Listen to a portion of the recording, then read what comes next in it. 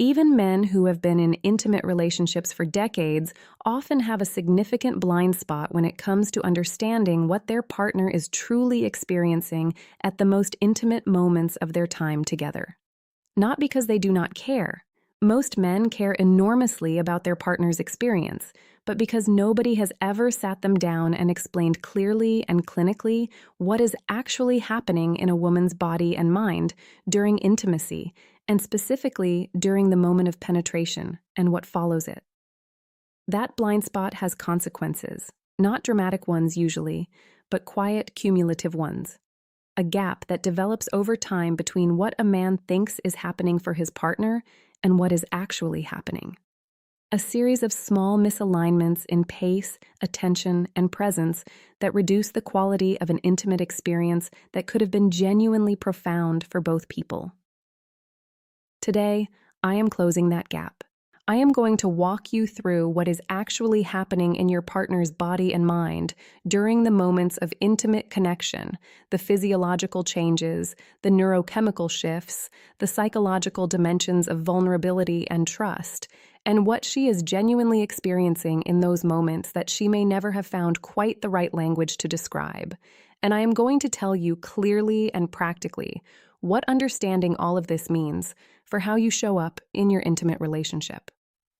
I am Dr. Julia Rhodess, a men's sex therapist with over a decade of experience working with different couples and helping men regain their sexual health and strength back. Before we get into the content, please subscribe to this channel and turn on your notifications if you have not already. Every week, I publish clinically grounded, genuinely useful content on men's sexual and relational health. Share this video with a man who deserves to have this understanding. And now, let us begin. What is happening in her body before penetration, and why this determines everything? To understand what a woman experiences during penetration, you first need to understand the physiological state her body needs to be in for that experience, to be what it is capable of being. Because penetration experienced in a body that is fully and properly aroused is a qualitatively different experience from penetration experienced in a body that is not. And the difference is not subtle. Female arousal is a process that unfolds over time in a specific physiological sequence. It cannot be rushed without consequences. And understanding this sequence is the most important clinical knowledge a man over 60 can have about his partner's sexual experience. The process begins in the brain.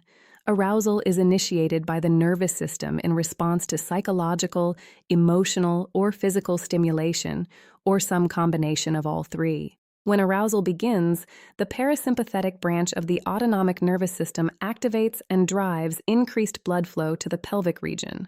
This vascular response is the engine of everything that follows.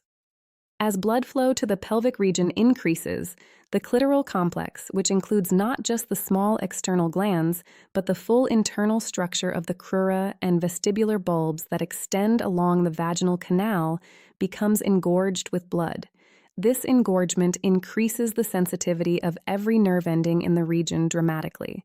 The vestibular bulbs, which lie on either side of the vaginal opening and along the vaginal walls, expand and create a narrowing and heightening of sensation at the vaginal entrance. The vaginal walls begin producing lubrication through a process called transudation, where fluid is pushed through the vaginal walls by the increased blood pressure in the surrounding pelvic vasculature. Adequate lubrication is both a sign of arousal and a functional requirement for comfortable and pleasurable penetration. Simultaneously, a process called vaginal tenting occurs.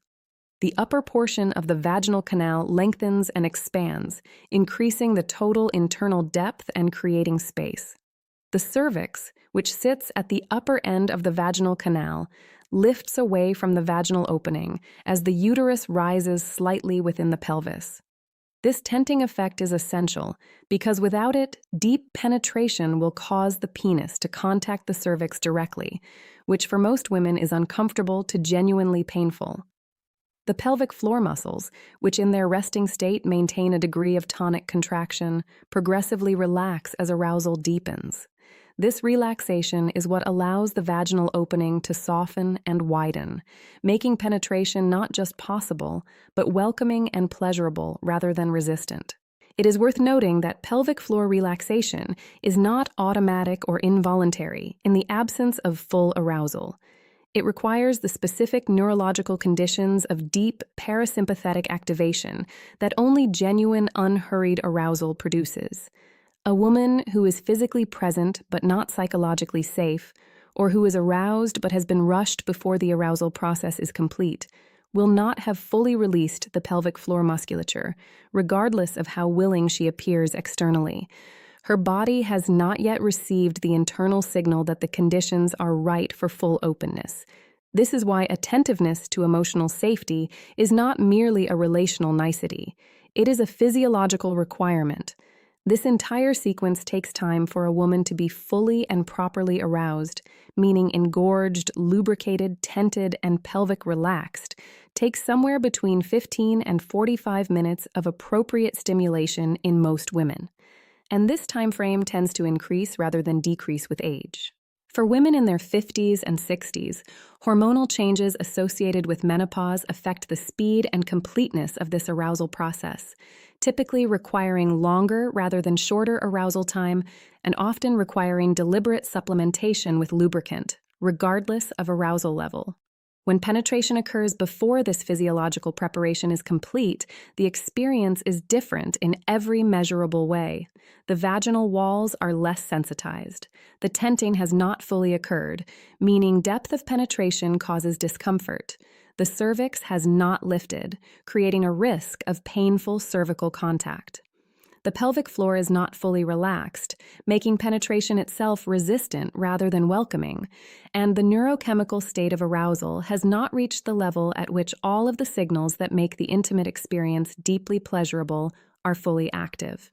For men over 60, understanding this is particularly important because of what it means for the pacing of intimate encounters. The urgency that many men feel around maintaining an erection, the anxiety that the window of opportunity might close, can create a pressure to move quickly from arousal to penetration that directly works against the physiological preparation that makes penetration good for her.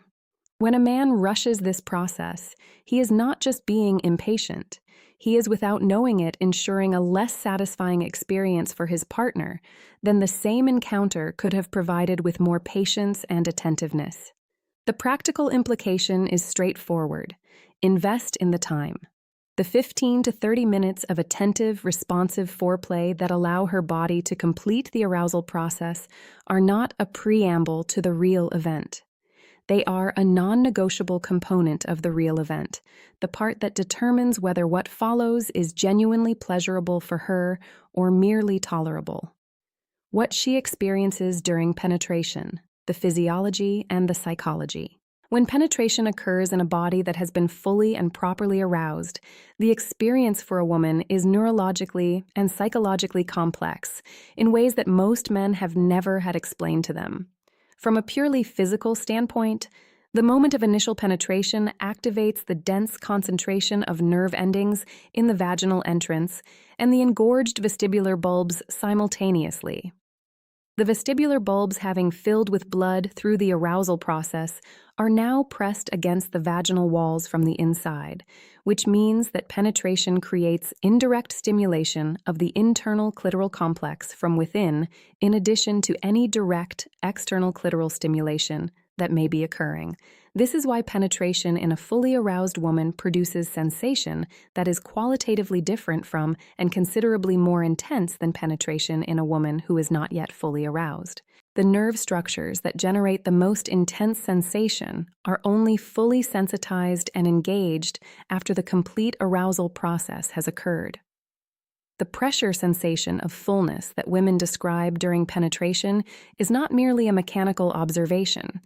It is a neurological event produced by the simultaneous engagement of multiple sets of nerve endings throughout the vaginal canal and pelvic floor, creating a distributed, deep sensory experience that is quite different from the localized surface intense sensation that characterizes external clitoral stimulation.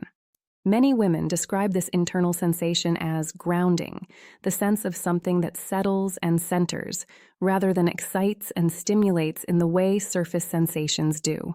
From a neurochemical standpoint, the moment of penetration during a desired, safe, emotionally connected, intimate encounter triggers an oxytocin surge. Oxytocin, sometimes called the bonding hormone, is the neurochemical most directly associated with feelings of trust, safety, connection, and profound emotional closeness. Its surge in this moment is not metaphorical. It is a documented biological event that produces a specific emotional state, a sense of being fully met by another person, of the gap between two separate individuals being bridged in a way that feels physically and emotionally complete. This is why the emotional and relational context of the intimate encounter has such a powerful effect on what a woman experiences during penetration. Oxytocin release is amplified by emotional safety and genuine connection when she trusts you, when she feels genuinely desired rather than merely used. When the relational environment between you is characterized by care and attunement, the neurochemical experience of penetration in that context is substantially richer than the same physical act in an emotionally cold or disconnected context. The practical implication is that the quality of your emotional presence in the time leading up to and during intimacy is not separate from her physical experience of it. It directly shapes her neurochemical experience. The man who is genuinely present, genuinely attentive, and genuinely invested in her experience is creating physiological conditions in her body through the amplification of oxytocin and the activation of her parasympathetic nervous system that produce considerably more pleasurable sensation than the same physical acts performed by a man who is distracted, hurried, or focused primarily on his own experience. The trust dimension, what she is giving you in that moment. There is something about the moment of penetration that most men have never been invited to think about from her perspective. And I want to address it directly because understanding it changes how a man shows up in intimate moments in a way that nothing else quite does. The physical vulnerability of penetration, being entered by another person, requires a degree of physical and psychological openness that has no male equivalent. To allow another person to enter your body requires trust. Not just the general trust of a relationship, but the specific trust of being in a state of complete physical openness with another person who is larger and physically stronger than you. The body has to actively choose to be permeable rather than defended. The muscles of the pelvic floor, which in their natural resting state are protective and contained, have to fully release and open. This does not happen involuntarily when trust is absent. The body knows the difference. For women over 50 who often carry the additional layer of body image anxiety that accompanies the physical changes of aging, this vulnerability is more consciously present than it may have been in younger decades. She is more aware of her own body. She is more aware of how she is being seen. And the degree to which she feels genuinely and specifically desired by you in this body at this age is directly relevant to how safe it is for her nervous system to be fully open. I want to say something here that I consider one of the most important things I share with the couples I work with. The physical changes of aging in women are real. And many women in their 50s and 60s have absorbed cultural messages suggesting that those changes make them less desirable, less worthy of intimate attention, less worth seeing. When a man of this age approaches his partner with genuine, specific, expressed desire for her as she actually is, the effect on her nervous system is profound. It tells her body that it is safe to be open, that the vulnerability is not a risk, but an invitation. And a body told that it is safe to be open is a body capable of experiencing pleasure that a defended, self-conscious body cannot access.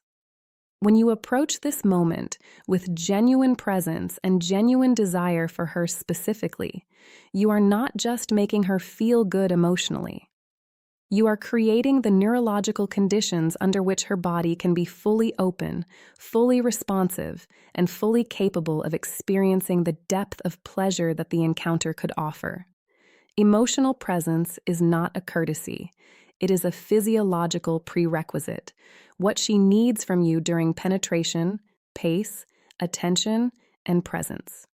Now that you understand what is happening in her body and her mind, let me translate this into practical guidance for how to be present in these moments in ways that honor and amplify her experience.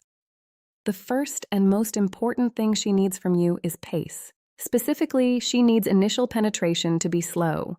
This is not about timidity or passivity. It is about anatomy.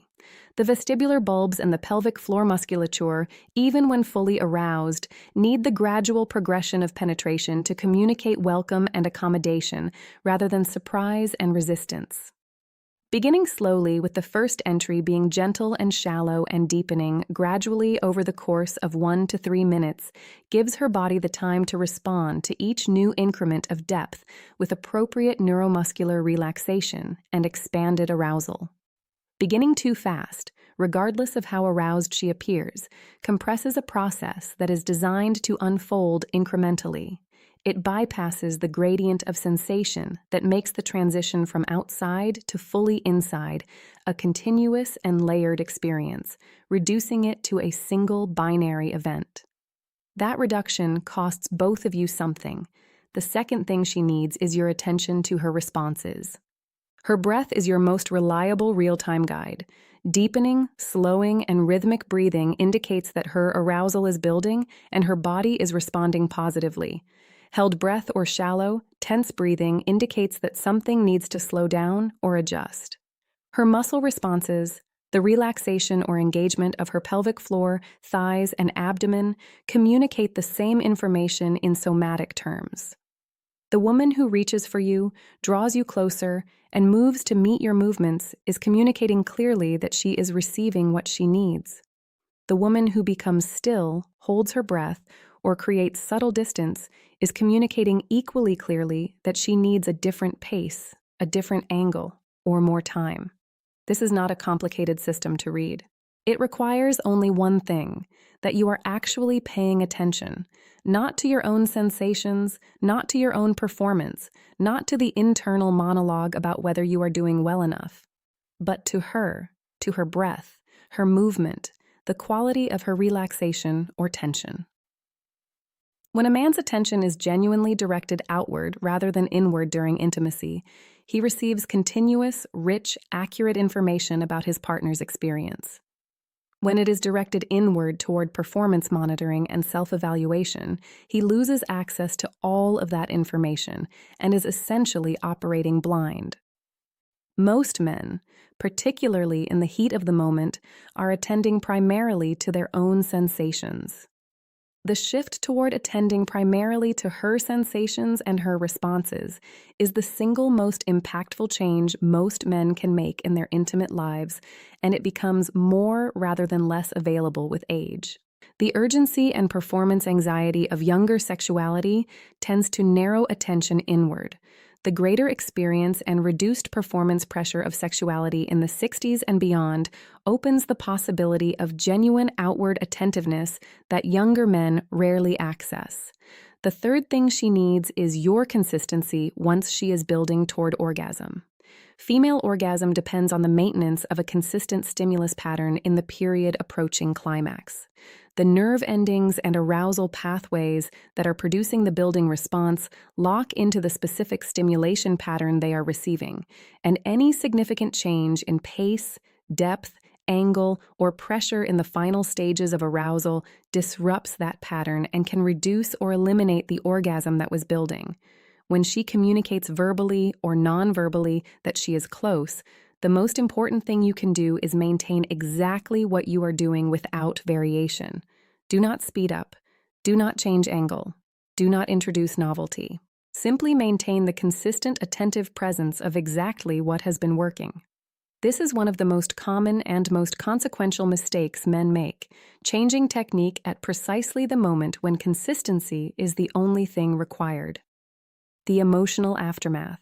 Why presence after matters as much as presence during. The experience of intimacy for a woman does not end at the moment of orgasm or the moment of physical separation. The neurochemical state that penetration and intimacy have produced continues to influence her experience for a meaningful period afterward, and the quality of your presence in that period is directly relevant to the depth of connection she carries away from the encounter. Oxytocin, elevated throughout the intimate encounter, remains elevated in the post-orgasmic period. This is the period of greatest emotional openness and vulnerability in the entire intimate experience. It is also the period that women most consistently describe as the one in which they feel most or least connected to their partner, depending entirely on his behavior. A man who remains present after intimacy, who does not immediately disengage, reach for his phone, or shift into practical logistics, who allows the warmth and closeness to continue for even a few unhurried minutes, is giving his partner something neurochemically meaningful. He is telling her nervous system in the language that the nervous system most clearly understands. You are safe here. This connection is real, and you are not just used for a physical purpose. That message delivered consistently over the course of a relationship shapes the depth of her trust and openness in every subsequent intimate encounter. The inverse is also true. The man who disengages immediately, who physically or emotionally withdraws in the post-intimacy period when she is most neurochemically primed for connection, is sending a message that her nervous system registers as clearly as any verbal communication. That message, also delivered consistently over time, teaches her nervous system to protect itself from the vulnerability of intimate openness. It creates a gradual closing that both partners feel and that progressively reduces the quality of the intimate connection between them. For men over 60, this understanding is particularly valuable because the post-intimacy presence is one of the areas where the experience and emotional maturity of this stage of life provides a genuine and significant advantage over younger sexuality. The ability to remain still, present, and warmly connected after intimacy without urgency or distraction is an expression of exactly the kind of emotional intelligence and relational presence that women in this age group consistently identify as the most important quality in an intimate partner. Let me bring everything I have shared today into a single integrated understanding that you can carry into your intimate relationships immediately. Your partner's experience of intimacy is physiologically, neurochemically, and psychologically complex.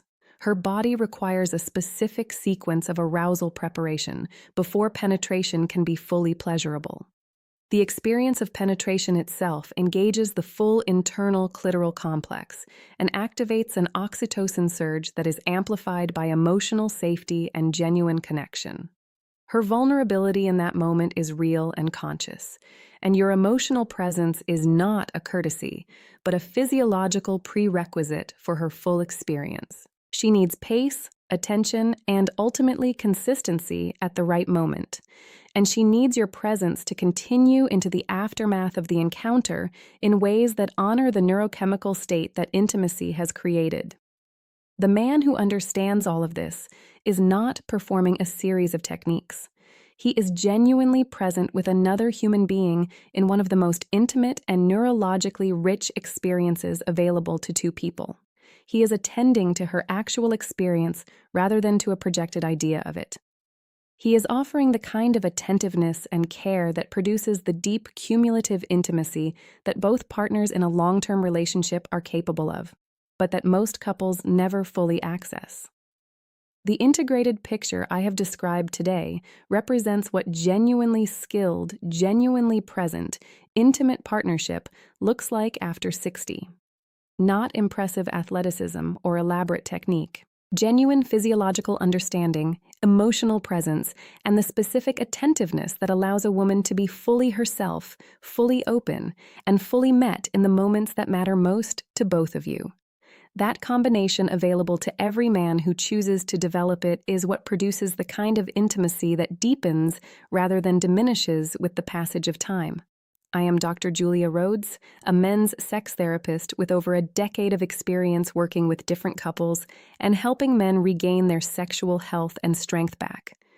If today's video gave you something genuinely new and valuable, something that shifts how you show up for your partner in your most intimate moments, please do 3 things right now. Hit the like button, because it helps more men find this content when they most need it. Leave a comment below and tell me what aspect of today's conversation most changed your thinking, because I read every single comment and your responses shape what I create for this community every week. And please subscribe with notifications on if you have not already, because every week I am here with the honest, evidence-based, practically useful content on men's sexual and relational health that you deserve. I will see you in the